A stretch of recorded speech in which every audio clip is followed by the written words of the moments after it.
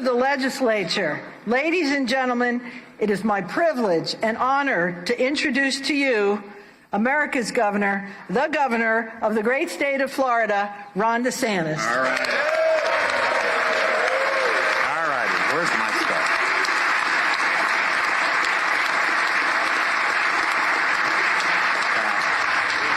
Thank you. Thank you so much. Great to see you all. You all seem a little restless to start the year. Oh, right here. Yeah.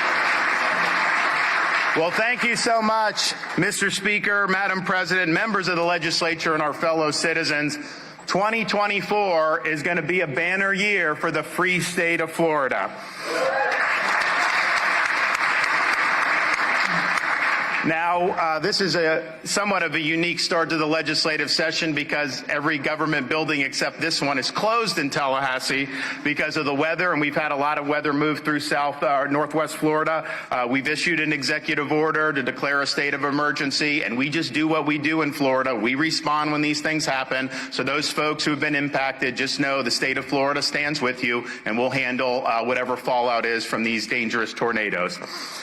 We are, as a country, in the midst of a great upheaval, and we see this throughout the land.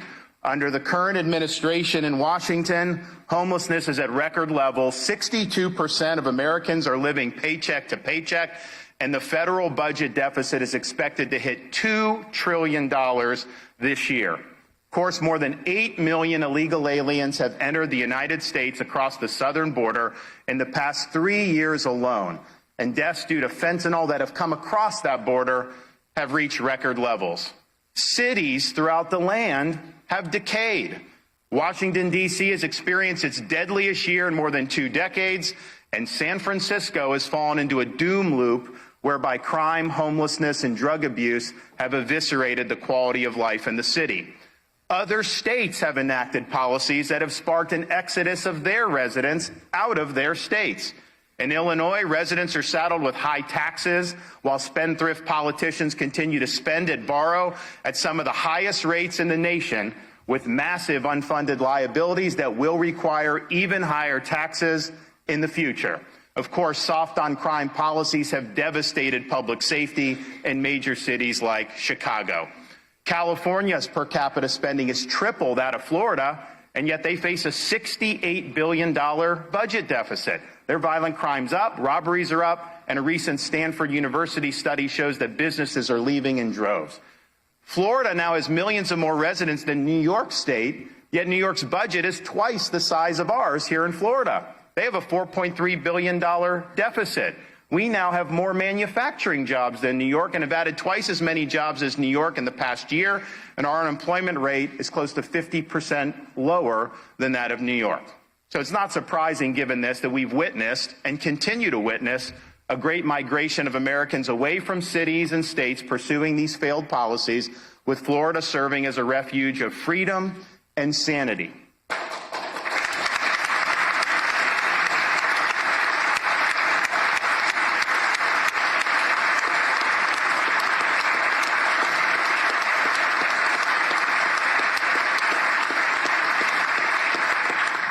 These failures are not the result of chance.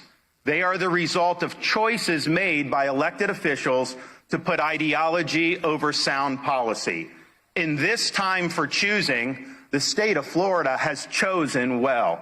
We have chosen facts over fear. We have chosen education over indoctrination. We have chosen law and order over rioting and disorder. We have chosen fiscal responsibility over debt and profligacy. Our choices have produced results that are second to none in this country.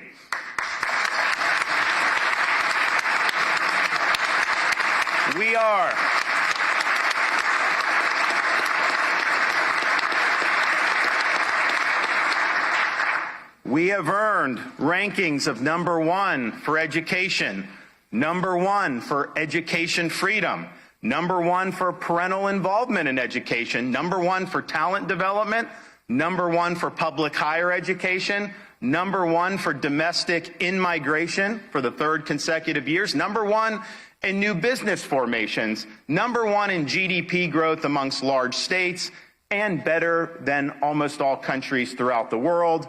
We are #1 for entrepreneurship, and we have set the standard for limited government. Florida has the fewest state employees per capita and the lowest state government costs per capita in the entire United States. Our crime rate is at a 50-year low, and we have the lowest unemployment rate of all large states.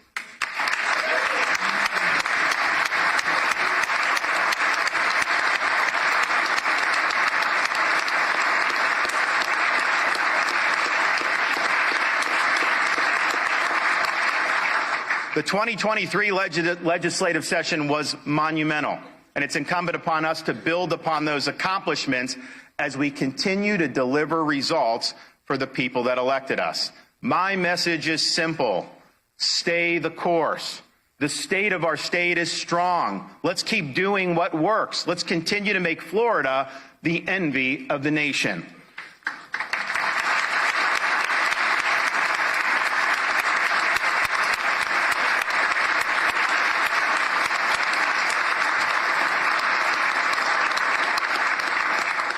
Florida is the education state.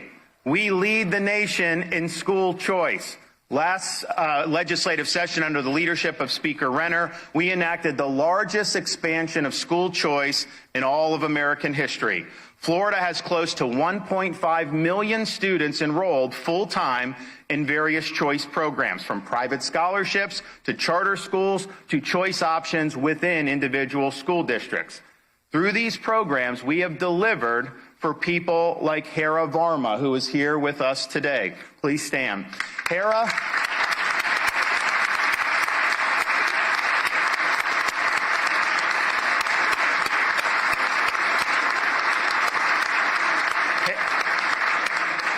has 11 brothers and sisters, making education somewhat difficult to afford for their parents, but because of our school choice scholarships, she and her siblings have been able to attend high-quality schools. Today, she's a college graduate. Her 3 older brothers are college graduates. 2 of her younger sisters are in college, and the rest are on track to follow in her footsteps. As she likes to say in her own words, quote, "When people say that school choice doesn't work, I simply show them my family." Thank you. Great job.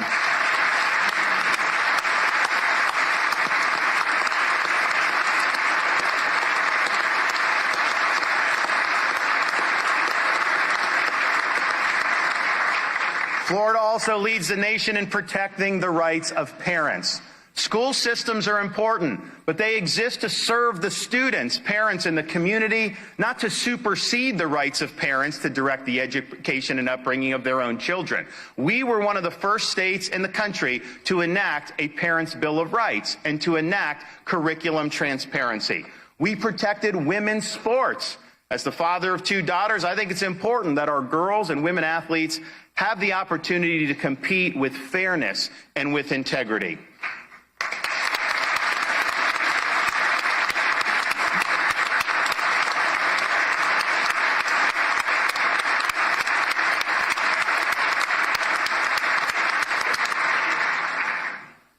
Thanks to the legislature, we have protected our children from indoctrination and sexualization of the curriculum. And we stood up for parents against the woke mob. This includes parents like Tia Best, who's here with us today. Where's Tia? There she is, from the Jacksonville area. She's a mom of 3. She's fought for her children to be educated without having an agenda imposed on them. And Tia is proof that what parents in this state want is exactly what we've done. We must always protect the innocence of our children. Let kids be kids. Thank you.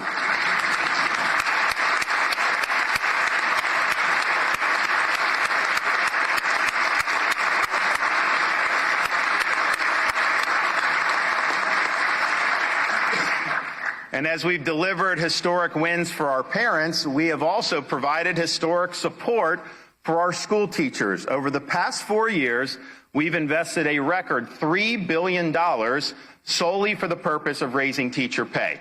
My budget proposal for this year includes another $1.25 billion for even more pay increases. And these initiatives are important because they help us recruit and retain great teachers, including, who's with us here today, our Teacher of the Year, Adriana Swearigan. Please stand up and be recognized.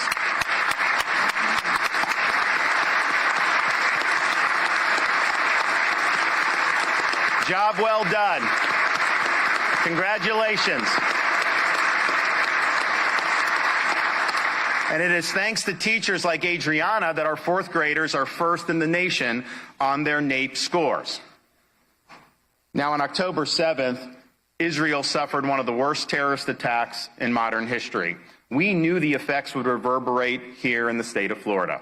Many Floridians were stranded in Israel after the war broke out and were not receiving adequate assistance from the U.S. Embassy or the State Department. So the state of Florida stepped up. We organized evacuation flights, and we rescued more than 700 Americans and brought them back home to the state of Florida. That includes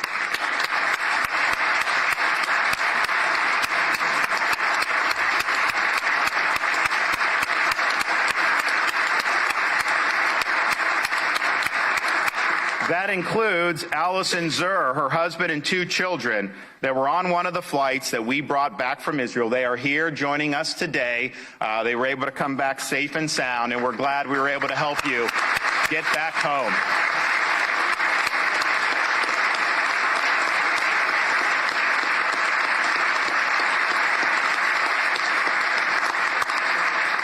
But we didn't stop there.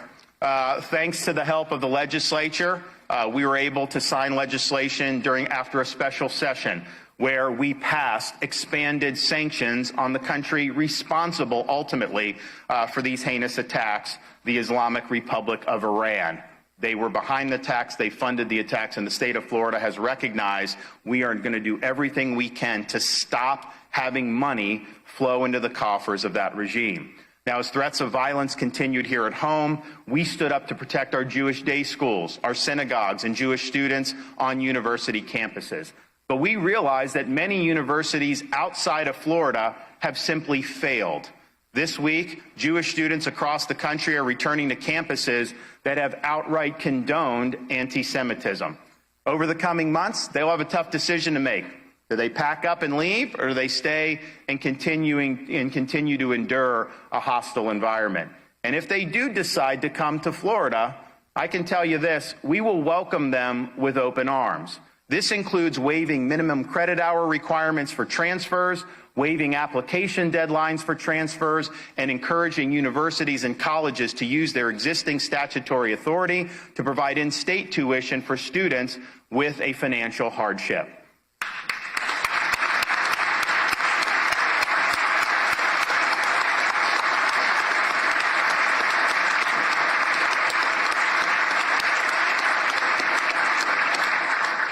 The pro-Hamas activities and rampant anti-Semitism that we've witnessed throughout the country on these campuses has exposed the intellectual rot that has developed on so many university campuses over the years. In Florida, our universities must be dedicated to the pursuit of truth, the promotion of academic rigor and integrity, and the preparation of students to be citizens of our republic. We reject the modern trend of universities that subordinate high academic standards in favor of promoting an ideological agenda. To this end, we have eliminated so-called DEI from our public universities.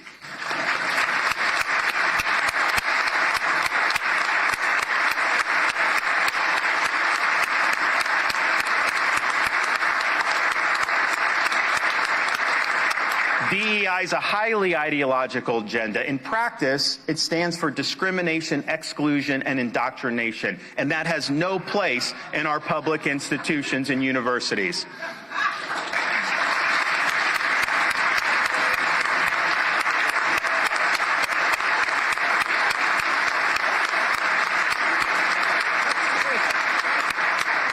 We have also overhauled faculty hiring to avoid ideological litmus tests and require all tenured professors to undergo a review every 5 years so poor performers can be terminated.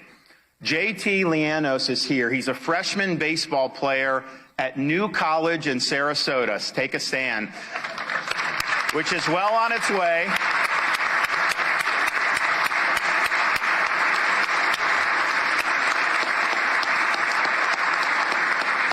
New College is well on its way to being the premier classical public liberal arts college in America.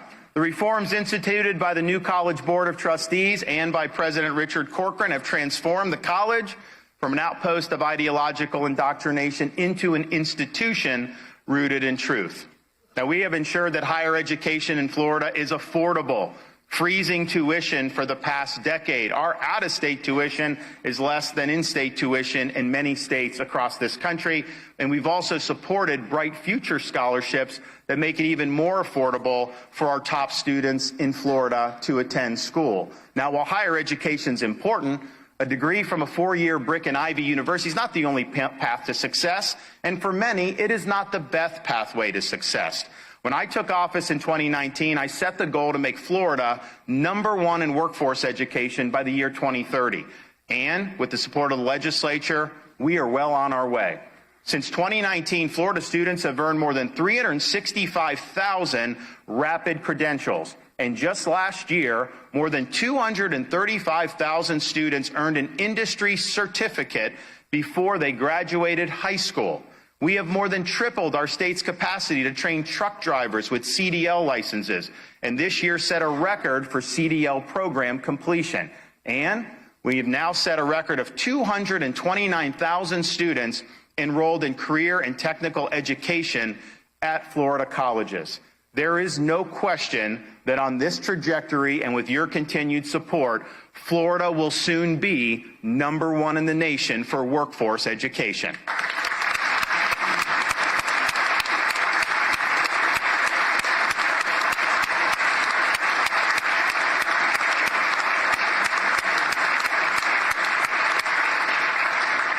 Florida is the state for fiscal responsibility and for economic freedom. The recklessness of spending, borrowing, and printing of money over the past 4 years by the federal government has driven up the cost of everything from groceries to housing and has saddled Americans with high interest rates. The national debt now stands at an astounding $34 trillion. In New York City, there's a famous debt clock that shows the national debt going up in real time. I'd like to see one of those made for Florida's debt. Only a Florida debt clock would be counting down, not up, because we have paid down nearly 25% of our state's debt over the past 4 years. Imagine that.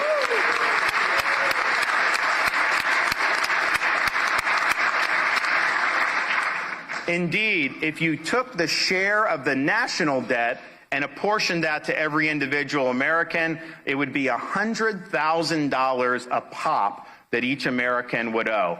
Florida, the average individual Floridian share of our state debt, isn't $100,000. It's $661, the lowest per capita debt in all of these United States. That is the way you do this.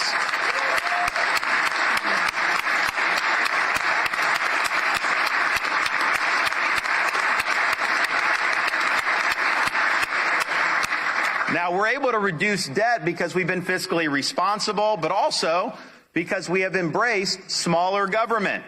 Florida has the lowest number of state employees per capita and the lowest cost per state resident for state government in the entire United States, and yet we deliver services better than most states. In fact, when people move from places like New York, the first thing they tell me is that our roads are better, our services are better, and we know now our schools perform better as well. This year, my budget proposal reduces the budget by $4 billion from the previous year, placing $16.3 billion in reserves and paying down another $455 million in state debt ahead of schedule.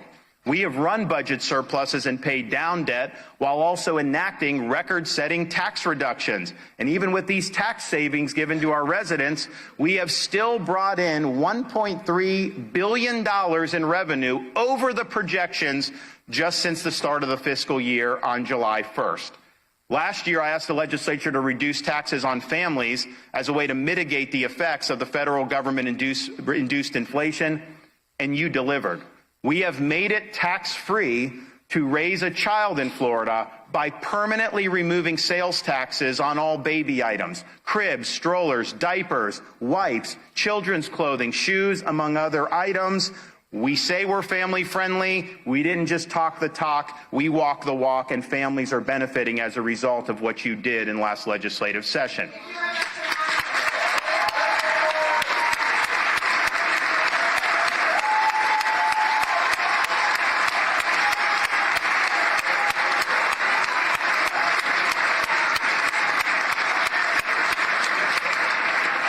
We also provided very timely relief for commuters in the state of Florida. In 2023, the toll relief program reduced commuter costs by almost $500 million, helping nearly 1.2 million Floridians save hundreds of dollars each on tolls. Mike Honeycutt is here with us today. He's the founder and owner of Jet ICU, an air ambulance company that recently located to Tampa from Hernando County, and he's up there. Now, their business moved. Mike and his employees are still commuting to Tampa while in the process of relocation, and he's taken on the burden of paying not only his tolls, but also the tolls of his staff as well. And through our toll relief program, his staff and he were able to save almost $4,000 in toll savings. So congratulations on that, and keep doing a great job.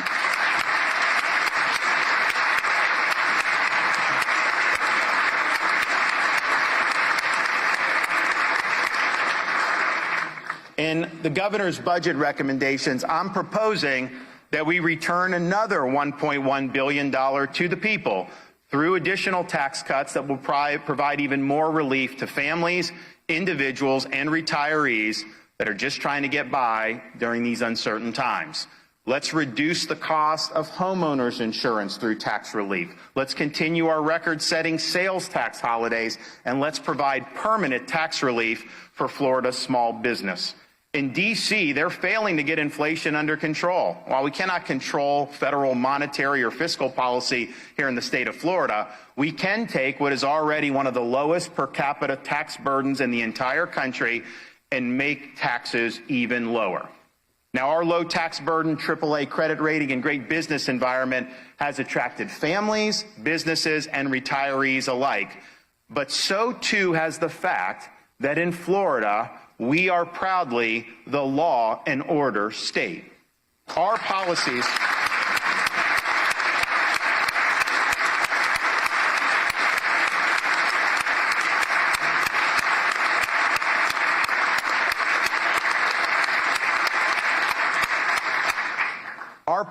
to support law enforcement personnel, to combat riots, to keep criminals off the street, and to remove lawless prosecutors from office have kept Florida at a 50-year low in the crime rate and have brought new law enforcement recruits to Florida from all of the other 49 states.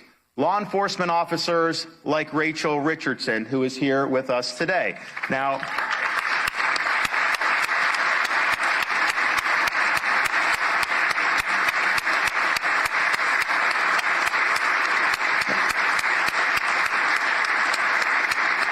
Officer Richardson left her home and her job in Illinois to come to Florida for a new career with the Venice Police Department. She wanted to work for a state that valued the difficult work that police officers do every day to protect and serve.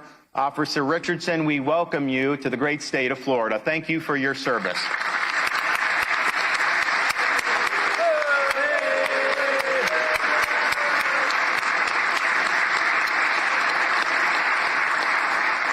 And I haven't met any police officer that's regretted relocating to Florida yet, so we must be doing something right. This year's budget proposal includes an additional $20 million to provide signing bonus so we can recruit even more officers to the Sunshine State. Now, to help our police officers and others achieve their dreams of home ownership while here, we also created the Hometown Heroes program. Recipients of this program include Detective Frank Jones, who is here with us today. Where's you at? Stand up, Frank. So,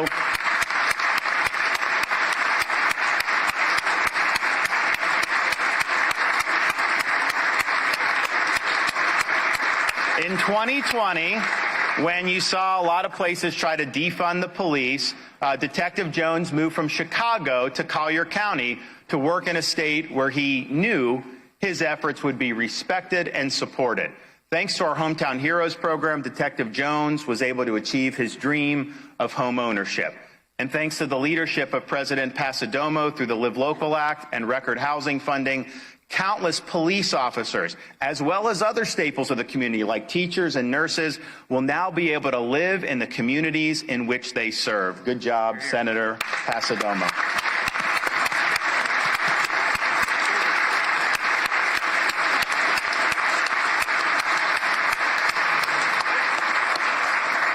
And we're proud of our successful efforts to provide law and order, but we still see the impacts of the open southern border that's made its way all the way to the state of Florida. Here today is Brian Ramos, who is the victim of a hit and run that tragically also took the life of his friend, Nico Bagleyhog, at the age of 28. Where are you? Stand up.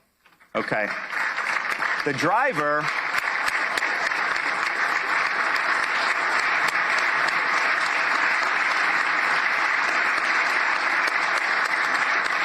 The driver who ran over Brian and Nico was here illegally, and when the suspect was arrested by the Florida Highway Patrol, they found that he had been previously deported 3 times and had no right at all to be in this country. If the federal government had simply done its job, this would not have happened in the first place. Also here today is Paula Frederick, the mother of Amy Frederick, who was killed by fentanyl at just 25 years old. Fentanyl that has undoubtedly been trafficked across our southern border. We're sorry for your loss, and unfortunately, this is a loss that's all too common throughout these United States of America. Every community has become a border community. The fentanyl is laced in pills that people don't even realize would be in that, and they take one pill with the fentanyl lace, and that could be enough to poison somebody to death. We're on your side, and we're doing everything we can to combat this scourge of the fentanyl epidemic. So God bless you. Thank you.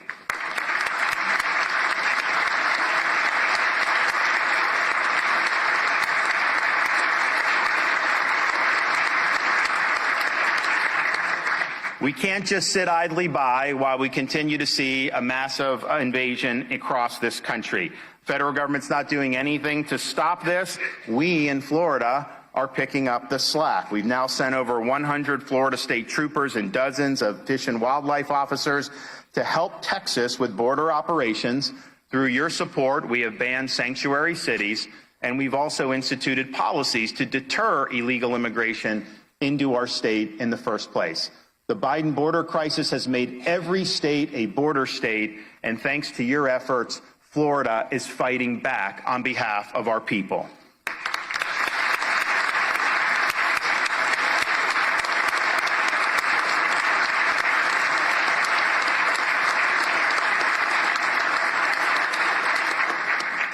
Florida is also the preparation state. Last year, hundreds of Floridians had their homes destroyed or rendered uninhabitable by Hurricane Idalia. We rallied resources to the Big Bend region before, during, and after this powerful Category 3 storm made landfall. In my direction, nearly 30,000 utility linemen were staged for preparation for the storm, and among thousands of first responders and National Guard who prepared to respond, there were members of our newly reformed Florida State Guard that deployed for the first time since 1947. As a result of our preparations, in less than 1 week, 96% of power was restored, a record for such a rural part of the state. We have with us today Citrus County Sheriff Mike Prendergast. If you can stand up and be recognized back there. We stood side by side with the sheriff in the immediate aftermath of the storm, and we'll continue to stand by Citrus County and the Big Bend as the communities rebuild over these next weeks, months, and years. And as the Big Bend recovers from this past year's storm, we still remain focused on the long-term recovery that is still going on in Southwest Florida after Hurricane Ian. While the news cameras have long since left, we are still there to support residents like Rachel Pierce, a Sanibel-based artist whose art gallery was destroyed by the storm. Rachel, thank you for coming here.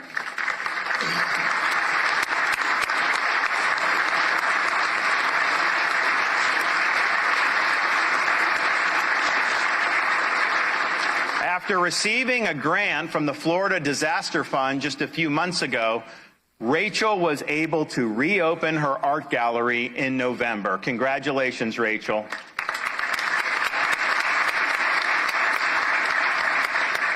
Florida is also the conservation state. With your support, we have made good on our promise to leave Florida to God better than we found it. As the fishing capital of the world and home to more than 1,300 miles of world-renowned coastline, Florida's economic success is tied to a healthy environment.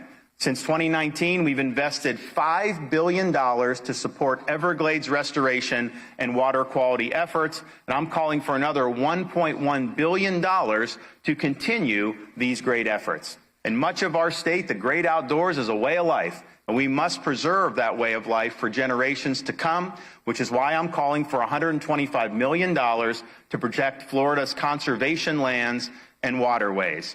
While across the nation, activists have attempted to take away our God-given rights to hunt, fish, and enjoy our great outdoors, in Florida, we will continue to honor and protect those important traditions.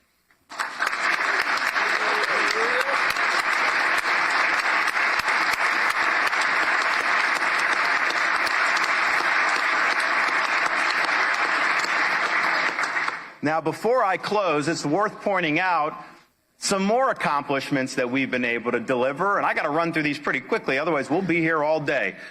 We have protected Floridians against COVID authoritarianism. You have a right to breathe without having someone put a mask on your face, and you can always count on that in the free state of Florida.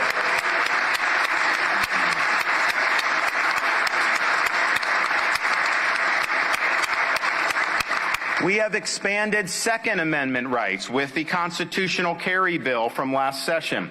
We have kneecapped so-called ESG, environment, social governance. We are not going to let these woke corporations impose radical policies on our citizenry. Together, we worked and passed legislation to protect the sanctity of life. We have banned China from buying land in the state of Florida. No farmland, no land near military bases, nothing.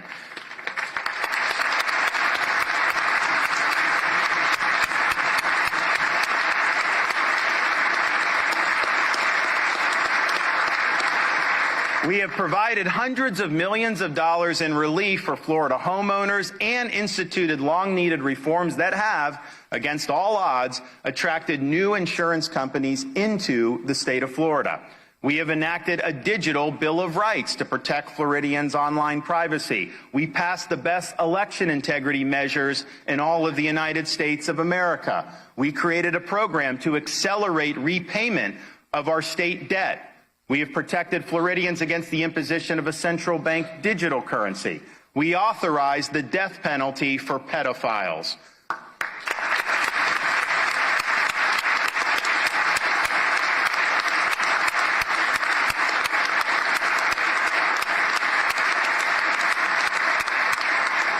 We have brought accountability and transparency to pharmacy middlemen to lower drug costs for Florida consumers.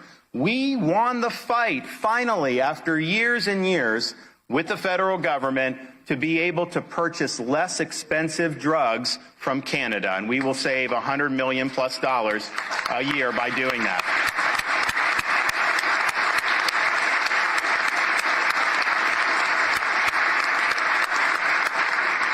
Recognizing that we're a growing state, we passed the Moving Florida Forward initiative to dedicate $4 billion to accelerate road projects so that we can alleviate traffic throughout the state of Florida.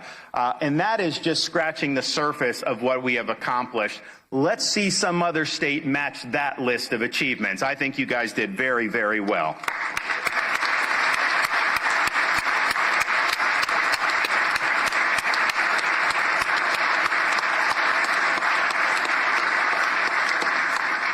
Now, just outside of this Capitol building, there sits a replica of the Liberty Bell that rang in what is now known as Independence Hall, where our founding fathers signed the Declaration of Independence and later crafted the U.S. Constitution.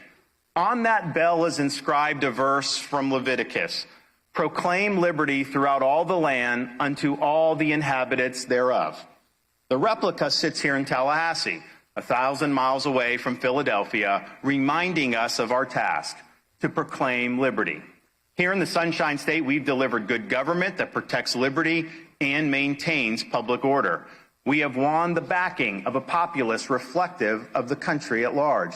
And we have put forth a blueprint for America's revival that has instilled hope into the hearts of millions that a new birth of freedom can emanate from this land once more.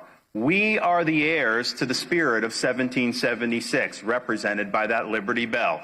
Over the next 2 months, let's enact policies that focus on Florida's future and that keep faith with our nation's founding ideals. Together, we will keep Florida free and provide hope for a revival of the American spirit throughout these United States. Thank you, God bless you, and best of luck in this legislative session. Thank you so much.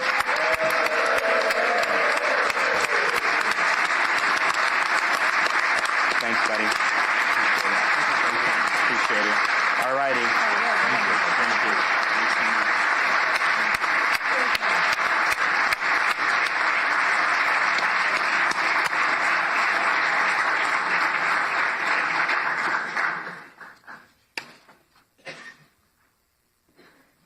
The escort committee will please come forward to the rostrum. Well, I guess he's already left. Well, you can